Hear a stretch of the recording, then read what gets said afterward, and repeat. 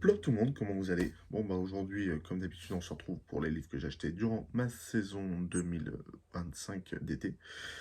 Voilà, aujourd'hui je tourne cette vidéo-là dans ma chambre, donc avec en fond d'écran mon drapeau de la Nouvelle-Zélande, mon drapeau de la France, on le voit pas, là où je suis, une partie de ma bibliothèque et une partie du tableau qui représente le pont de Londres. J'ai plus le nom en tête, mais voilà. Alors, durant cette saison d'été 2025, qu'est-ce que j'ai pu donc acheter comme livre? Saison d'été d'ailleurs que j'ai fait à Bagnous. Bref, pour commencer, j'ai acheté donc ça fait quoi de Poisson fécond, donc Chris Comte. Enfin, je crois que c'est comme ça que ça. Je sais pas si c'est vraiment Chris Comte son nom de famille, mais toujours est-il que voilà, c'est comme ça qu'il se fait appeler sur les réseaux, donc on va dire Chris Comte, voilà, Poisson fécond, youtubeur que j'adore regarder. Honnêtement, j'adore Poisson fécond. Donc voilà, donc ça fait quoi? Donc, pour ceux qui connaissent, hein, c'est une série de vidéos ça fait quoi? Avec des inédits dans ce livre-là. Donc voilà, pour vous lire la quatrième de couverture, donc vous êtes déjà demandé ce que ça fait de manger que chez McDo pendant un an, d'être pourchassé par un dinosaure ou de tomber dans un trou noir. Dans la série culte Ça fait quoi? Poisson fécond, star incontournable de YouTube aux millions de fans, convoque tout son humour et son sérieux scientifique pour répondre à ces questions que tout le monde se pose sans jamais oser les tester. En même temps, se faire pourchasser par un dinosaure, c'est un peu compliqué. À part si on part chez les reptiles, bref. Suivez-le dans ce tourbillon d'expérimentations fascinantes, d'hypothèses folles et de savoir ultra accessibles. Au programme, sans expérience de l'extrême, toutes les clés pour comprendre les mécanismes scientifiques derrière les extrapolations les plus folles de votre imagination, et tout ça grâce à notre dévoué Gustave, la meilleure série culte enfin en livre. J'avoue que ça me hype vachement de lire ça, surtout que généralement ça fait quoi sur YouTube, bah, je suis très friand. Donc j'ai hâte de voir ce que ça fait en livre. Voilà. Poisson fécond est fasciné par, est passionné, excusez-moi, d'informations insolites, d'hypothèses scientifiques, de figures historiques extraordinaires et de dystopies fascinantes. Depuis 2011, cette star de YouTube travaille avec humour et ton décalé et un ton décalé, avec humour et ton décalé, a un objectif: vulgariser la culture et stimuler l'imagination. Donc voilà, je suis pas mal mécontent. C'est le premier livre que j'ai acheté durant ma saison. Je suis pas mécontent de l'avoir pris. Les sciences, les chiffres, tout ça. D'ailleurs, petit fun fact, j'attends Noisuli, donc son prochain livre qui devrait sortir, avec impatience. Vu qu'il y a 100 expériences et tout, j'ai plus lire ce livre-là en tant que nouvelle, plutôt qu'en tant que roman. Et en gros, en tant que nouvelle, ça veut dire que je vais lire ce livre-là, genre, par exemple, une expérience par jour. Donc, c'est-à-dire qu'en moyenne, il va falloir 100 jours pour le lire. Mais voilà. C'est-à-dire qu'en gros, je dirais une bêtise, hein, mais par exemple, je lis mon roman comme j'ai l'habitude de lire l'après-midi, et le soir, avant d'aller coucher, hop, je lis une expérience, quoi. Genre, ça fait quoi. Enfin, à voir quand je le lirai, comment je m'organise. Deuxième livre d'un auteur que vous savez que j'adore, Stephen King. Donc celui-ci, Rose Madère. D'ailleurs, pour la fun fact, j'ai vu ça il n'y a pas si longtemps. J'ai plus de Stephen King à acheter que j'en ai dans ma bibliothèque. Et j'ai plus de Stephen King dans ma bibliothèque que de Stephen King que j'ai lu. Et j'ai toujours pas une seule vidéo sur Stephen King qui est sortie. C'est super. Voilà, il y a combien de chapitres? 10 chapitres. Épilogue, là, voilà, 11 chapitres. C'est-à-dire qu'il va falloir que je le divise par 11. Ouais, ça fait beaucoup. Bref. Donc, Rose Madère, livre que j'ai acheté sans lire le résumé. Et quand je l'ai acheté, j'ai lu le résumé après. Et franchement, le résumé m'a hypé. Donc voilà, pour vous résumer le livre donc, de Stephen King, Rose Madère, mieux vaut ne pas pénétrer dans le monde de Rose Madère sans y être invité. 14 ans de mariage, 14 ans de mauvais traitements, toute la vie de Rosie, un enfer doublé d'une obsession, fuir son tortionnaire de mari, flic jaloux, bourreau sadique prêt à la massacrer à la première occasion. 900 kilomètres suffiront-ils à la préserver de Norman?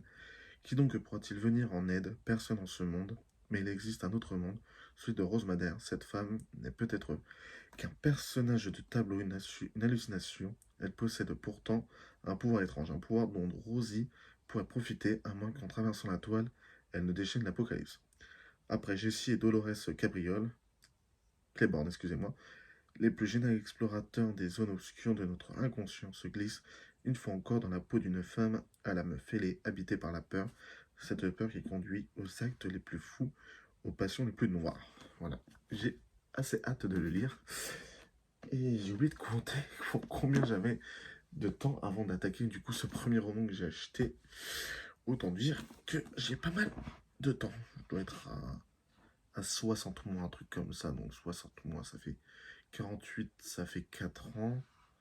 Ouais, dans 5 ans. Ouais. Ensuite, livre que j'ai toujours voulu lire quand j'étais gamin, enfin beaucoup plus jeune. Et c'était l'occasion de l'acheter. Enfin, j'ai eu l'occasion de l'acheter, du coup j'ai acheté le tome 1 parce que c'est 7 tomes, je crois. Voilà, il y a 7 tomes. C'est Les Effacés de... D'accord, j'ai perdu le nom de l'auteur. Les Effacés de Bertrand Puard.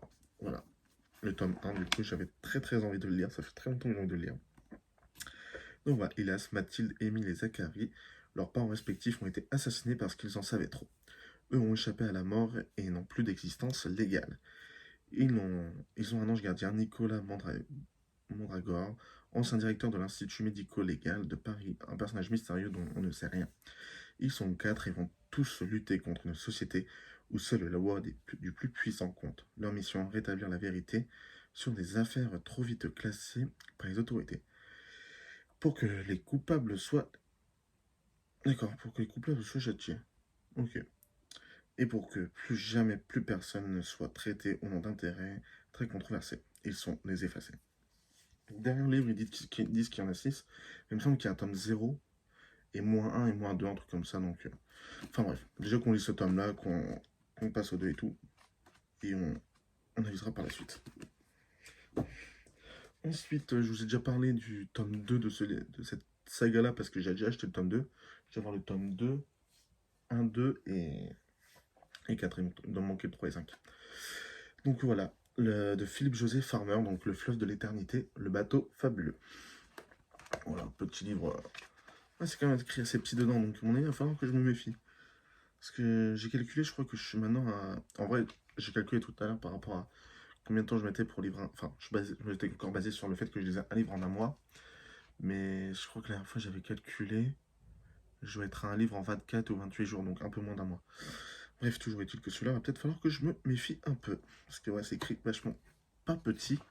Enfin, c'est quand même écrit assez petit et assez compact. Je sais pas si vous voyez bien, mais voilà.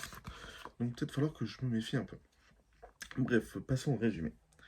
Richard Burton, qui s'était réveillé avec toute l'humanité au bord du fleuve de l'éternité, voulait percer le mystère des éthiques. Pour cela, il disposait d'un des éthiques qui semblait avoir trahi son peuple. Il lui fallait remonter l'immense fleuve jusqu'à sa source où des rumeurs situaient une tour énorme, siège des éthiques, et donc traverser à bord du bateau fabuleux de Sam Clements, plus connu sous le nom de Mark Twain, une multitude de territoires où les humains s'adonnaient à leur folie habituelle, généralement meurtrière. Mais on ne meurt pas durablement dans le monde de l'éternité, à moins qu'on ait épuisé son quota de vie. Donc voilà, c'est le tome 2, effectivement. Le monde du fleuve, celui-là, il est déjà dans la pile à lire. Le labyrinthe magique, bah, il n'est pas dans la pile à lire encore parce que j'ai pas le tome 3. Et le tome 5, bah, je sais pas encore quand est-ce que je vais l'acquérir. Donc voilà. L'Assassin Royal, ensuite. C'est vrai que j'ai un peu transitionné vite. De Robin Hobb. Pareil. Bon, ça devrait le faire celui-là. J'ai eu des très bons retours sur cette saga-là. Je crois qu'il y a 13 tomes. Sachant que lui, j'ai déjà le tome 12. J'ai que le tome 1 et le tome 12. Donc autant dire que... voilà. Mais...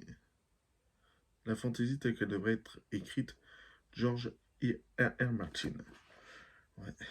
Alors le jour que je lirai le Trône de Fer, on a encore... Voilà, faut pas se presser, hein. Faudra être très patient. Encore plus patient que pour celui-là. L'apprenti assassin. Au royaume des Six-Duchés, le prince chevalerie de la famille régente des Longs-Voyants renonce à devenir roi servant. Le jour où il apprend l'existence de Fitz, son fils illégitime, le bâtard grandit à Castelserre sous l'autorité de Buric, le maître d'écurie. Mais le roi subtil exige que Fitz reçoive une éducation princière. L'enfant découvre bientôt que le dessein du monarque est tout autre, faire de lui un assassin au service du pouvoir. Et tandis que les attaques des pirates rouges mettent la contrée en péril, Fitz va constater à chaque instant que sa vie ne tient qu'à un fil, celui de Salah.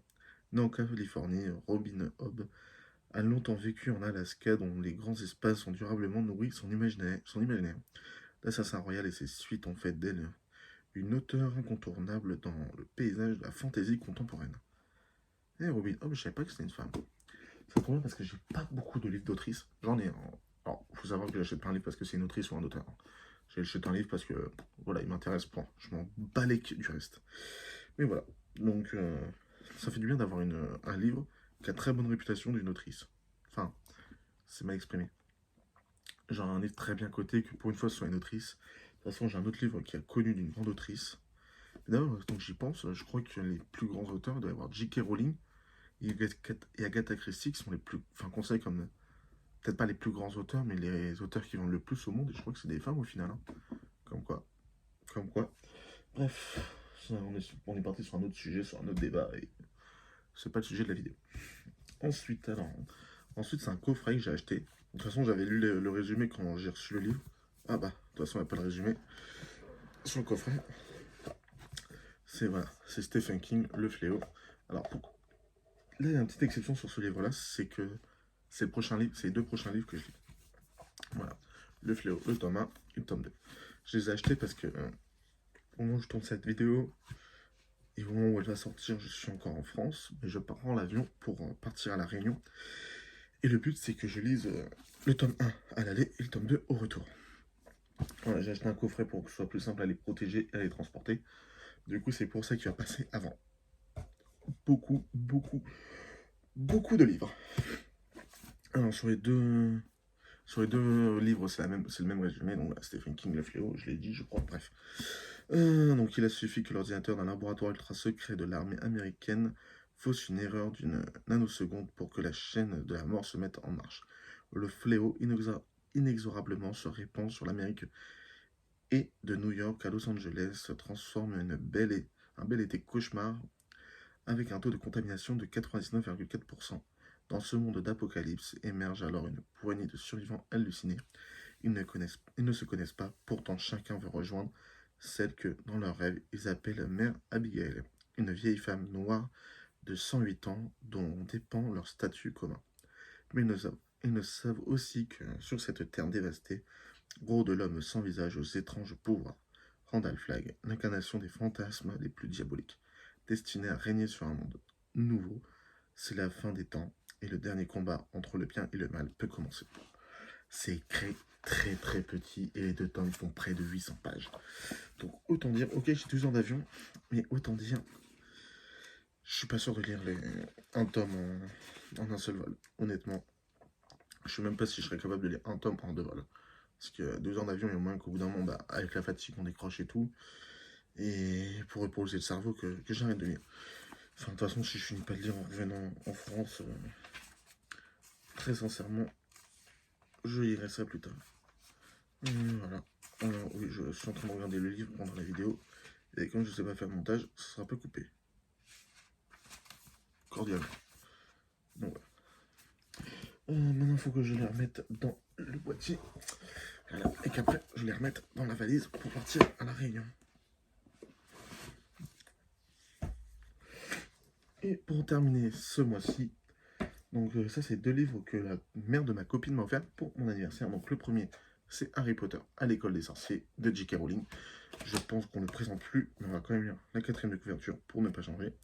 Le jour de ses 11 ans, Harry Potter, un orphelin, élevé par son oncle et une tante, par un oncle et une tante qui le détestent, vont voir son existence bouleversée. Un géant vient le chercher pour l'emmener à Poudlard, une école de sorcellerie. Voler en balai, jeter des sorts, combattre les trolls. Harry révèle un grand talent, mais un mystère entoure sa naissance.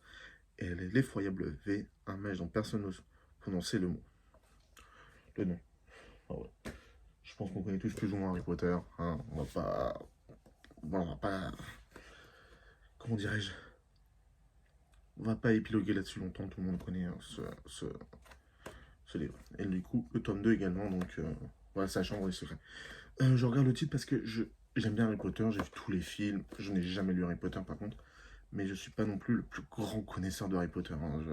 J'ai énormément de lacunes. Si vous m'interrogez sur Harry Potter, waouh, la calvasse, elle commence à se faire voir ici. Si vous m'interrogez sur Harry Potter, il y a beaucoup de... Enfin voilà, vous verrez que je suis pas le plus grand connaisseur, pas le plus grand fan, j'aime bien l'univers, mais je suis pas non plus le plus grand fan. Voilà, du coup pour la quatrième de couverture pour le tome 2, je me permets là de lire le tome 2. Pour l'Assassin Royal, j'aurais peut-être pas dû. Non, pour le Fleuve de l'Éternité, parce que c'est un tome 2 et je n'ai toujours pas parlé du tome 1. L'Harry Potter, je pense que qu'on connaît tous, on peut se le permettre. Une rentrée fracassante en voiture volante, une étrange malédiction qui s'abat sur les élèves. Cette nouvelle année à l'école des sorciers ne s'annonce pas de tout repos. Entre les cours de potions magiques, les matchs de Quidditch et les combats de mauvais sorts, Harry et ses amis Ron et Hermione se trouveront-ils le temps de percer le mystère de la chambre des secrets? Voilà. Et c'est terminé, du coup ça fait 1, 2, 3, 4, 5, 6, 7, 8, 9 livres. 9 livres achetés en 6 mois. Je suis pas sûr d'avoir lu 9 livres pendant ma saison d'été. Honnêtement, je suis pas. Alors, j'ai quand même lu, vous voyez pas, mais moi je vois. Donc on a dit les 3 derniers d'une. L'Institut de Stephen King, après de Stephen King. Justice de Dario Alcide. Farence, le tome 1, et Farence, le tome 2. Et j'en ai lu 8, et ouais, effectivement, j'en ai acheté un de plus, sachant qu'on en a offert 2. Ouais, ouais. C'était pas trop mal pour le coup. Enfin voilà pour les achats enfin les livres que j'ai obtenus ces derniers temps. Oula, j'ai un pop qui est cassé. Ah oui, ah oui, ça ce pop là il est cassé. Je viens de voir ça, j'avais Hulk en pop. Là je pense il est foutu de chez foutu. Oh oui, j'avais le pop de Hulk dans celle-là et derrière bah ça c'est pas censé se démonter. Et ce pop là il est foutu, faut que je fasse un tri dans mes pops et je pense qu'il y en a pas mal qui vont popper. Non, popper, ça veut dire qu'ils vont arriver si j'ai pas de bêtises. Ouais, le gaming et moi, ça fait 2. Hein. Donc, faut m'excuser. Mais voilà. Donc, il y en a pas mal, je pense, qui vont partir. Enfin, bref. Et bien sûr, je vous dis à la prochaine. On se retrouve normalement au mois de décembre pour une prochaine vidéo. Non, au mois de novembre pour une prochaine vidéo. C'est quel livre qui devrait sortir au mois de novembre? J'ai un doute, je crois que c'est la 5e vague. Je crois qu'on va parler de la 5e vague au mois de novembre, si je me souviens bien. Bref, on verra ça. Je vous souhaite une bonne continuation, une bonne lecture, tout ce que je peux vous souhaiter. Et on se retient très vite. Ciao, ciao, ciao tout le monde.